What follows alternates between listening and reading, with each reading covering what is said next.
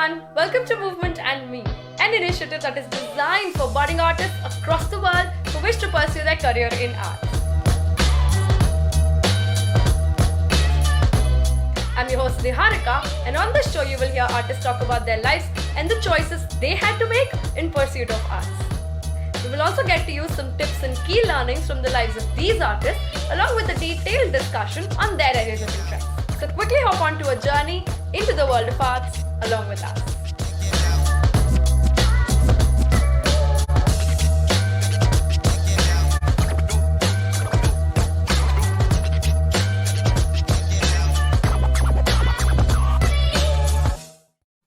Hi everyone, welcome back to part 2 of the series. So in the last part, we looked at how, yes, there he is. We looked at how Shaun, as an educator, overcame quite a few obstacles, and we also talked about why education or being an educator in itself is a profession which is separate from being an actor or a performer or an artist as well. We also looked at what are the ways in which we can cope in certain situations as an educator as well as a teacher, and how to deal with certain students, and why we need tools when we are getting on the ground to teach. Why do we need tools that will enable and empower us as teachers to deliver the content that we wish to? In this part, we will be looking at something which is slightly different from what we looked at before. So, on a slightly unrelated note from what we discussed in part 1, Shaun, tell us a little bit about your journey as being an actor, a director, a coach, and even a teacher. Which one has been the most toughest according to you? And what exactly have you learned from all 4 areas? I don't think anything is tough per se. If there was anything, it's you battle yourself more than the occupation. So whether, if it's ego, fear, laziness, then everything becomes tough. Comfort zones, those getting out, that becomes your challenges. So I don't think anything is tough. Eventually, if there were any obstacles, like dealing with myself has been tough. I'll give you an example, like about my acting career. So I would go to auditions. I had long hair, by the way, a long time ago, very long curly hair. Yeah. Like it, up to here, it was gorgeous. You would have wanted to run your fingers through my hair. And anyway, so I used to go to auditions thinking I'm a theater artist. I go with the basic t-shirt, pair of jeans, and my hair like all over the place, thinking that the casting people should see my talent. That's it. That's how it should be, because that's how it should be. Then one day, my mother, I don't know what, maybe it was on her mind for a long time. She said, "Shaun, what the hell are you doing, man? You're in the glamour industry. At least wear a better t-shirt, get a better trim of your hair." Dude, where is this coming from? And I said, okay. And I was broke, I mean, I was not doing very well, so for me to buy a t-shirt was, no, man. I mean, anyways, it's about talent. I'm a theater artist. So I said, okay, no, so I bought a better t-shirt. I went to a stylist to trim the hair. So so my hair was growing like the Whomping Willow, so that was my hair. So he styled it so that it falls well, so okay. So then I went to an audition one day, and then my casting director, who later became my friend, Archana, shout out. I know you're not watching this, but you're a lovely person. She said, "Shaun, you're looking nice nowadays." What? And then I heard, like literally like in the films, like in old Bollywood films, I heard my mother's voice echo, like, what she told me. Oh God. So yeah, that's ego, or that's stupidity, And my mother was not from the field. She's not in the art. She has a sense. I mean, but we're not from this culture, family, whatever. I mean, we're cultured. We sing and blah blah blah. But simple thing, and I said, oh my God, these simple things make a difference. how people, and this is a part of a workshop that I did recently, because I realized that actors need to be told about stuff like this, not just the acting skills, how people perceive you, you know.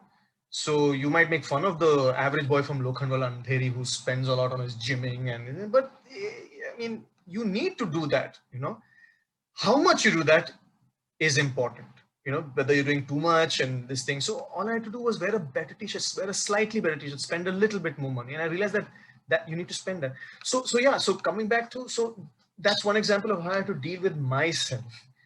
um as an actor, dealing with things like, if in the few times my check was delayed, how do I deal with that? Those was, especially when I was not doing well and I needed to make my EMIs, it used to be a very painful process, and no matter how much you would fight, the check would come when they decided to, you know so there were these little troubles that anyone has in any kind of occupation, checks not on time, which again were not many. I'm blessed that, a lot of production houses, I think I heard it from a neuroscientist, you inflate the negative by 100. you know Overall your experiences are good, but your negative experiences are inflated so that you think that everything is bad. But no, if I go back and see that 99% of my checks were on time, it's just that maybe the few times that didn't come on time was when I was also broke and I desperately needed, because I had an EMI by the end of the month. So in teaching, I did not have that many obstacles. If there were any obstacles, it was then again dealing with people who did see what I wanted to do, or who tell me that, oh, this is a weak child, don't give him lines, or um, okay, it's a low budget, you know, but pay me. Low budget, okay, so I'll work with minimal props and all that, and we'll focus on the kids as the actors. No, but it's not looking showy, Sean. So things like that in my teaching career. Um, One of the obstacles, both again, I think it applies to any occupation, is trying to get validation, or I will say the respect due to you. So, for example, sometimes when I'm called for film, to train kids for film, um, there's a process to this, as you would know. I need to read the script as well. I need to see the audition tapes of your kids to see, okay, this guy, I think he has a focus problem. His eyes are shifting here and there. You know, I need to see those tapes and I can tell you, man, I'm not so sure about casting this guy. You know, I'm sure about this guy and we can work with him. And I need maybe 3 days to work with him. But if you call me like, Sean, kal shoot hai, परसों shoot hai, kal workshop karana hai. Dude, what is your script? What are you expecting from the child? Is he going to be doing a dramatic scene, or is he just going to say, "Mummy"? So each thing. So for me, the battle was saying, treat me as you would treat me like your camera, your DOP. As your director, you need to involve me with the script. You need to involve me. You need to take my opinion that, listen, I need 3 days to get the work performance that you want, not mine. It's not my film. What you want, you're paying me. It's your money. And I actually tell this to people like, listen, you can do a 1 hour, one day workshop. I'll take your money and go, but it's not worth your money. So trying to explain to people that, listen, this is a process. I need to do it in a studio, not in your office where there are people shouting. All that. I need us getting people to respect that, to value it, and see that it's as important as doing a recce for your shoot is a difficult thing. And sometimes even in schools, at least in initial days, like, so I've been taken in schools to, like, hey, you can conduct your workshop, you conduct your class in this corridor. And this is in a school, in a corridor. So the thing is that a lot of stuff is on the brochure. Like, yeah, we're doing drama class for motor skills and creativity, but you need stuff. You need a garage to fix your car. You need the right tools to fix your car. You need enough RAM for this laptop to work. The same kind of logic needs to be applied to teaching your child. We're investing time. So if anything, in my teaching career, it's that trying to get the respect and the space to do my job, the one that you've hired me, do my job, a quality job, and that those were the, I think, the difficult things later, if I can say, obstacles in my job as a teacher or as an acting coach. It goes across. Yeah. Yeah. In my acting career, again, like, if you're not Ranbir Kapoor, then how are we shooting tomorrow? Are you free? No, but I have. They'll go to the next actor. Fair. Um, yeah, yeah. So a little bit of that. That is actually quite interesting. Again, you point out quite a few things that we are working towards and trying to figure out. And I think one thing that you say and you mention about, not getting the kind of respect for your art form and the kind of work that you're doing, the process of it, I think also comes from a lack of awareness of what the process can do and produce at the end of the day. We assume that everybody is, like you said, born actors or born singers or born performers, but if you don't put in the extra hard work, put in the time and energy, it will never get converted into something which is amazing and can be sort of presented on a podium or stage, a TV commercial, a movie, or anything of that sort. So I think that is very interesting, and I thank you for pointing that out to us. Uh, Well, I have to say that I think a lot of people know this. We have orientation in school, you know, they know this, but everyone, it's all surface level. yeah, I You mean, the know? knowing, when I say the word knowing, I don't mean it like like just being told that this is the case, but rather knowing Hmm. as in knowing in your bones, like knowing in your system, like it's embedded, Yeah, deeply rooted in your memory that this is something that exists and is necessary, and so on and so forth. Because a lot of times we forget the fact that the people who are currently parenting or the people who are currently at a higher position are all people from the same education system that did not essentially point this out to them. So they have not been brought up hearing it as much as probably you and I are being, because uh, we are educators in this field today, and as much as we are reiterating to the students that we are teaching today, right? So it's the yeah, same yeah. thing. So if we reiterate it as many times as we are doing with the students, we do it with the adults as well. Eventually, probably they will get to understand and learn it. But it still will take a lot longer to shift the mindset for an adult than it takes Yes. for a child, right? So that is essentially what I mean when I say Culture. knowledge and Yeah. knowing in your body and your bones that this is Yeah. actually You're needed. right. Um, I take my words back. Yeah. It's culture change. You're right. No, it's all about a culture change that's yes, required. it's not just your culture and the shift of paradigm and Mindset. pedagogy. Yes. Hmm. Also, so on that note, because you've touched upon a little bit as well, and I know you've been talking about it here and there, but I want to ask you finally. You have acted in quite a few plays, commercials, and films, right? So you have been in the acting business for quite a while. So tell us a little bit about your journey through these. Which one was the most interesting one, and how do you sort of navigate your space and your time and your process, like you mentioned, in each of the cases? Because I know that TV commercials are shorter, maybe don't last for a long time, and plays can take a little longer. I'm not sure, but those are things that I would like to know more about. So, like I said, I don't know if I'm the one to really comment on theater per se, because I've been in and out and on the fringe of theater, not really had that much skin in the game. Um, what I can say is that I seem to, even as far as my teaching is concerned, I like process more than the actual. Something I realized very much later, that I like the process of rehearsal more than the actual performance. That's delicious for me. Um, a play can be 30 days, a play can be 6 months also. Shankar, again, who did this great play called Elephant Project, I think they workshopped for 6 months for one performance. Yeah, and it was just a two person, two character play, two-person performance, with obviously backstage going and a few other things in the end, I think. So that's the kind of stuff I'd like to do. I'd like to do. Um, I have not.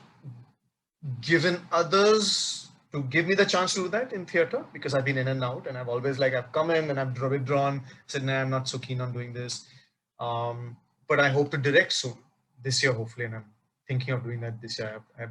In fact, I started last year, but that got shelved. I don't know, something happened last year.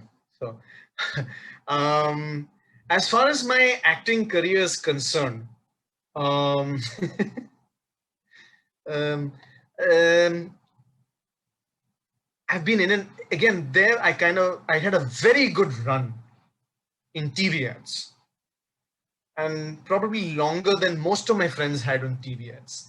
Like usually when you do TV ads and you're exposed a lot, your shelf life you start petering out. And I had it longer than a lot of my friends, and I'm very grateful for that. I enjoyed the TV ad industry. I actually got very my career plateaued. Like no one really knows Shaun Williams. You know, some people knew me for a little while. Oh, you're that guy in that ad. I'd be stopped on streets, and said, you're that guy in that ad. But no one would know my name. And that's what I really like. Not the ego. I just would like to be known as an actor of repute, you know.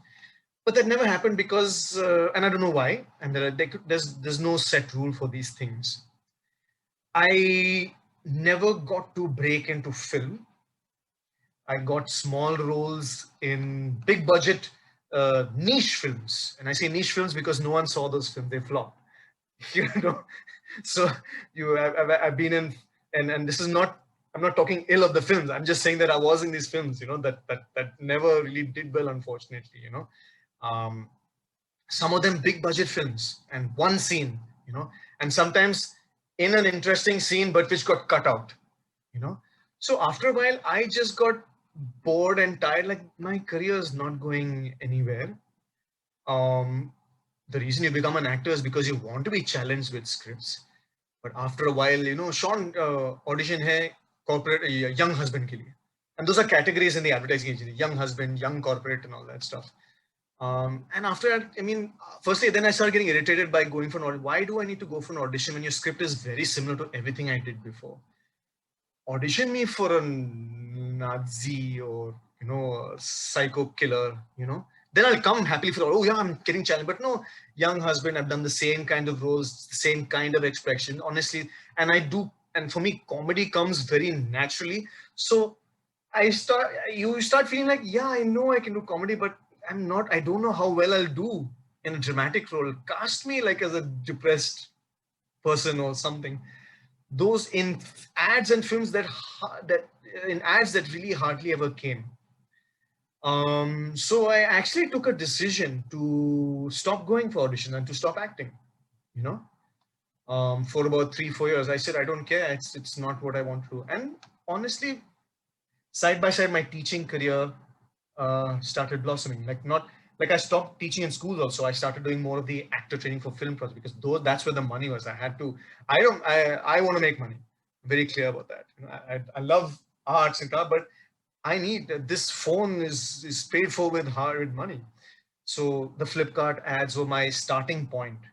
You know, and they were paying a lot of bills. Lots of other ads which are probably not famous. I've been the child trainer on those ads. I've also on a few films as well. I've been the actor trainer for films. So because that was happening, I said, okay, I'm loving this. I'm passionate. I'm really excited about teaching. I'm not excited about my acting role. So I stopped acting, and it's very strange that a little later I started feeling the urge to perform. And I was wondering why, but I didn't want to act. And I realized, no, it's not that I don't want to act. It's I want to do something meaningful. I want to do something that's challenging. I want to do something where I have to think, and not just do the typical role. So that's how I slowly started getting back into theater again. People laugh at me when they say, oh, Sean is coming back to theater again. But this time I really started, I actually started dipping my toes back into theater as an actor. And what's really strange that during the pandemic, I actually shot for 3-4 ads, this last year. It's very strange. And again, I'm not gonna, and I stopped going for audition. Listen, because I know that some people, they audition you just to show the client that they've auditioned so many people. I said, no, only if a directors ask for me, then I'll go. So thankfully I had some really lovely ads this week, and I'm still not there yet. I'm like I enjoyed the ads that I got, but it's still something that I'm exploring. I want to see how much of acting that I want to do and how much of teaching that I want, because at the end of the day I want to enjoy my acting. Otherwise I might as well work for a call center. I'm earning a paycheck, I can earn a paycheck then, but the point is you got to enjoy it, you know. Even teaching for that matter, if I feel, and I did feel the dip at some point for various reasons, like, oh, do I want to teach, this is exhausting, you know, because a lot of my work has been development related, not necessarily like training. So as far as my acting career is, it's been up and down. I've had great fun in my acting career. I've done two horror films, two indie horror films which never released. And ironically, those were the films like, wow, this is going to make my career, man, an indie horror film. So the first time I did it, it was while I was still acting and all that. Wow, this is what, and it was a great fun. It was great fun. Young people, in very young, smart guys and all that. Found footage genre, you know, like Blair Witch and Paranormal Activity, that genre. That film, unfortunately, didn't release. Fine. Years later, in the year, but I'm actually thinking, do I want to act or not? This another film offer came my way. Who are these guys? I didn't know them. I said, chalo, let's just do it. Another horror film that never got released. So all these strange things that started happening. And I remember, again, way back in 2009, this is again around the recession time. This is a funny, this is, again, this has, I don't know if there's any relevance, but it's just a funny story. It was my first Bollywood film where I actually had more than one scene. Like I was actually part of the cast, you know. And so yeah, so wow, this is beautiful. My mom was like, wow, it's a new journey for your life. And I'm immediately like, wow, I'm going to be endorsing Nike by the end of the year, and you know, I'm set. This is 2009, I think. You know, the someone who I was with that year, and she was not from this country also. She said, you know what, and we were kind of on our way out as a couple. And she said, one of the things she said to me is, Shaun, you know, you're going to be a Bollywood star, you know, there's going to be other women in your life, you know. So that's probably another reason why we shouldn't carry this on. When that film released, and it did not do as well as she thought, I feel like telling her, like, this is the film you left me for, you know. It didn't do well, there was nothing. I'm still there. I'm still like, this is 2009. I'm still doing ads. I'm still doing the geeky, whatever, you know. So yeah, so it's all of this has been a fun journey. Right from my curly hair days, where I was saved on the casting director's phone as Sean Curly, because in those days anyone with curly hair was like gold. I laughed. I said, Curly, sir, aapko pata nahi, curly hair is golden hair. So yeah, so I got a lot of work because of my curly hair, you know. And then again, I was one of those days. Now I'm only I'm sorry, I'm rambling again, but this is again an interesting phase, which is again actors will, which I tell my acting students. I started getting roles when I had my curly hair: geek, rock star because curly hair and long hair, drug addict. Yeah, these were the three basic roles I was constantly being called for. You know, that's all. Like once my casting director called me, Shaun, come for role. Oh, should I bring my guitar? Oh, no, Shaun, it's not. Like I actually got habituated to them saying it's going to be a rock star, or a geek, or a pervert. You know, that's. And then after a long workshop, I said, you know, I'm done again. I'm going to cut my hair. And this time, like, I said, no, Shaun, even the casting director said, Shaun, you're not going to get work, you know. I said, I can't help it. I mean, if all I'm going to do is rock star, and that too for these silly roles, not even like you're casting me as the Freddie Mercury rock star. It's just some random guy who's holding a guitar and looking cool. I cut my hair. The month I cut my hair, I got to do one of my most iconic ads, which for 4 years people recognize me as the Men Will Be Men lift ad. Like for 4 or 5 years, like, hey, you're in the Men Will Be Men lift ad. No one knew what the brand was, you know. So and so yeah, it was great timing, short hair, and the director there also he's known for, well, he has a sense of these things, you know. So I was very blessed to get that opportunity, and from that onwards, the kind of work in TV ads was much better, you know. So yeah, it's very unpredictable. Well, not really. Well, predictable, unpredictable where your acting career can go, and I've had fun in it. And let's see how it goes in the future. I can see you yawning.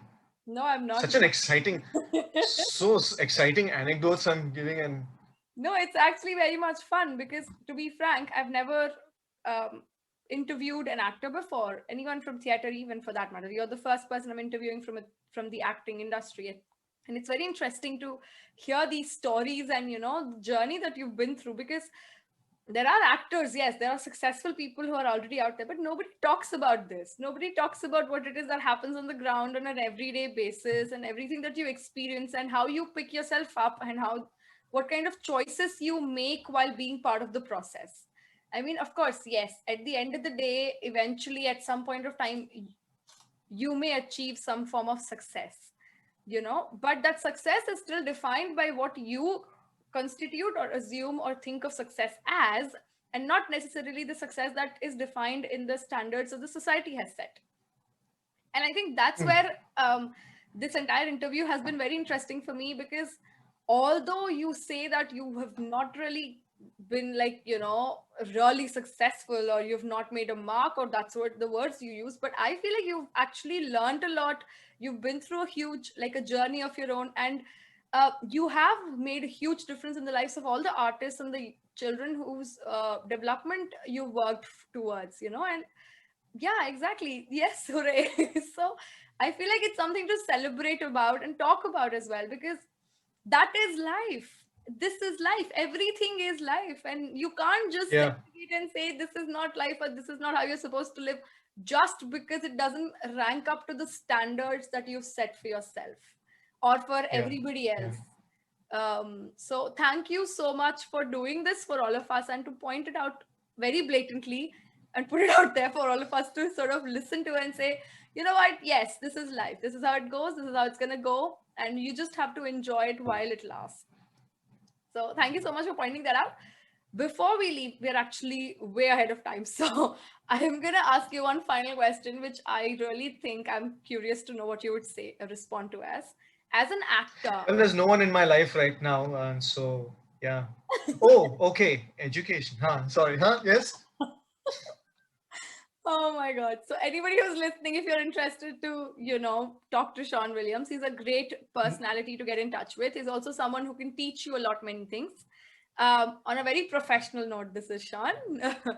So you can find him on Facebook or on Instagram as well. On Facebook, his profile is Shaun Williams. I'll share all the links in the description box below. Go take a look. With his experience and expertise and everything that he's basically put his hands into, you are more than welcome to ask him questions, learn things from him, seek advice, or even hit him up for any roles that you may have upcoming in your own ad spaces, or even a movie, if possible. On that, Yeah, Christopher Nolan, yeah, hopefully. If you're Christopher listening. Nolan's watching, please hit the subscribe button. This is a trick I've learned from Son of a Beach. He keeps doing that. So I just decided to borrow it for this video. But yeah, on that note, my final question for you is, uh, as someone who's been in this field and in this industry for such a long time, is there any kind of I don't know, um, learning or an idea, something that you would like to pass on to people who might be interested in taking up acting in the future? And with the little bit of exposure that you've had to theater, is there any anecdote that you would like to pass on to the young generations who might want to take up this career in the future? So uh, there's a theater career and there's a film career, and then it's actually very wide, and I don't think one answer will fit all. If you're doing theater only, you might just go broke. Might just go broke. There are some people who manage, and I don't know how, but they do it. So I'm not judging you if you do theater.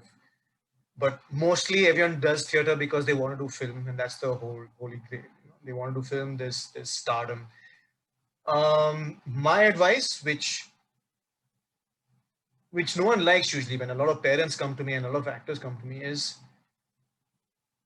attend workshops, train, send your pictures to the casting directors, and wait for the audition.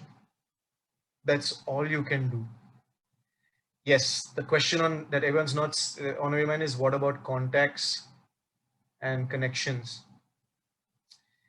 It's a bit overinflated, this thing about contacts and knowing people. It's a bit overinflated. Don't go by what certain news channels also are saying. You know, I, like I said at the beginning, I'm not from a well-connected family. Come from a family where everyone went to the Gulf for a job. There's no such thing as theater X. Yeah, yes, Gulf. I was born in Kuwait, so there's no we came from a family where they thought that where the thinking is that even doing journalism is for rich people. That's the thought. I have no connections. I just happened to go to a good college where, as you know, if you paid attention, I happened to be, I lost the audition and someone dropped out, and then I got into a play, and then that's led to a series of events. So so you can't, I don't think, I think you can just do your work. And yes, if you happen to know a big director, yeah, it does open windows. I'm not denying that, but I don't think that's all there is to that. So having said that, if you want to get into this field, do figure out what you want to do. Be very honest. And I actually did a video about this on Instagram. Be very honest about what you want to do. Do you want to do theater? Do you want to be an action superstar? Do you want to be Nasruddin Shah? Once you decide your destination, you can plan your travel. If you want to go to Lucknow, you're going to decide plane, train, bus, whatever. If you want to be in Nasruddin Shah, there's a certain kind of training. If you want to be the next Jason Statham, Iron Man, there's a certain kind of training. Go to the gym, get martial arts, blah, blah, blah, blah, blah, all of that stuff. Decide what you want to be and then start working. If you want to be a glam person, then do what you need to do to be the glam person. And wait for the audition calls and keep going for auditions. And you never know, you might just strike it gold. And yeah, sorry, the last bit. There is no, I don't think, I personally believe, and sorry, this is what I love doing with actors again, you know. I don't think there's a set way to have success. I don't know if there's a success set way. And I'll end with this anecdote, which I share with all my acting students. Consider all the Miss Indias. Not all of them have made it. Okay, pick them out. If not all of them have made it. Priyanka Chopra had to do a lot of rubbish films in the beginning of her career. She was Miss India. Rubbish films, and it's only in the last few years where she's become like she got Quantico, you know, and she got considered to be an A-lister. Consider Deepika Padukone, who was did a close-up ad, and then she was a Kingfisher model ad, and I think she did one South film. Her big breakout suddenly out of nowhere was Om Shanti Om, and was Bollywood's biggest hit at that year, record-breaking. Consider how Priyanka Chopra had to work a lot. Deepika Padukone suddenly shot into the limelight. I'm not saying she didn't work hard. I'm just saying, just see. Consider the third person. This girl, no one knew. She didn't do any close-up ads, nothing. Suddenly she's in Hollywood's biggest hit of the year, which is that film Slumdog Millionaire. Who's that person? Frida Pinto. No one knew in theater, nothing. Zero. I have known people, I've heard stories of girls crying and giving her bad words because she came out of nowhere and got this big break. So be prepared that, yeah, you don't know what's out there. You could be a producer's son or a daughter. That doesn't necessarily mean you might have success. You could be a nothing like Nawazuddin, who I think eventually got success only when he was in his 40s. Irfan Pathan, the late Irfan Khan, sorry, apologies to fans. Yeah, I always make that mistake. So the late respected Irfan Khan also, you're still laughing. He also got success later. You never know. You don't know. You know, so don't come in with the notion that this is the way I'm going to go. No. Do your auditions, wait. There's a certain way of networking, not badgering directors. That doesn't work. I've been badgered once. I was jogging and a someone on the road stopped me, sir, mujhe, no, it doesn't work. It doesn't really work there. If you want to network, there's a certain way of networking. So yeah, come into this, be ready to work and don't look for shortcuts. And yeah, and hire me for your films when you want an acting coach. Yeah. Absolutely. All the links will be shared in the description box. Please feel free to get in touch with Shaun. He'll definitely help you out with everything. And don't hire him for acting coach. Hire him as the lead role if possible. Of course. Only read, otherwise don't call me. Well, I'm not sure if you want that, but okay. Batman. I want to be Batman, and then some Oscar-winning like biopic of. I'm sure I could play Edison. Ooh. Can you? Yeah. Now with VFX, they'll make me white. No, wait. Okay. Thank you so much for pointing that out. All right. So on that note, Shaun, thank you so much for joining us on this interview and the podcast. I'm sure people will enjoy listening to you talk so much about everything that you've been through and all the anecdotes that you've shared. And I'm also sure that all the jokes and all the fun that we've had on this podcast will also be something that people will enjoy listening to and sort of entertaining themselves with. So thank you so much. Yeah. I don't have all the answers. I talk very confidently. But I'm not that proud as it might seem. Yeah. So yeah. But I think thank you so much for having me here. It was fun talking to you as always. I also learned a few things. Thank you so much. Thank you all for tuning into Movement and Me, an initiative that is designed for budding artists across the world. To continue receiving notifications on our latest episode, please subscribe to our YouTube channel Natya Mandalam or look us up on Apple Podcasts or Spotify for more information. I'm your host Niharika, and I'll see you all next time.